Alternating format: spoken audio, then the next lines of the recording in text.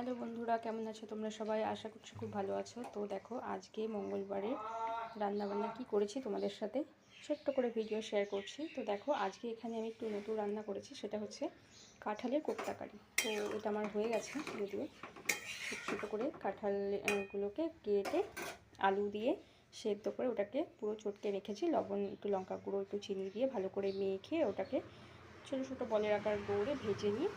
তারপরে মশলা, আদা জিরা লঙ্কা একদম সিম্পল বাটা, আর একটা পেঁয়াজ, একটু রসুন বেটে সেটাকে মশলা দিয়ে কষে দেখো এখানে একটা মাখা মাখা মতো তরকারি করেছি। আর করেছি হচ্ছে এখানে করলা দিয়ে পেঁয়াজ দিয়ে ভাজা, আর আছে লাউয়ের চোচা আলু ভাজা, আর এখানে আছে লাউ চিংড়ি, আর আছে স্যালাড। তো আজকে মঙ্গলবারের মেনুতে এগুলোই রয়েছে। তো তোমাদের ভিডিওটা কেমন লাগলো প্লিজ আমাকে কমেন্ট করে জানিও। আর এইভাবেই আমাকে সাপোর্ট করো বন্ধুরা, আমার পাশে থেকো, আমাকে এগিয়ে নিয়ে যেও, কারণ তোমাদের সাপোর্ট আর ভালোবাসা আমাকে এগিয়ে নিয়ে যেতে সাহায্য করবে। ধন্যবাদ সবাইকে, ভালো থেকো সবাই।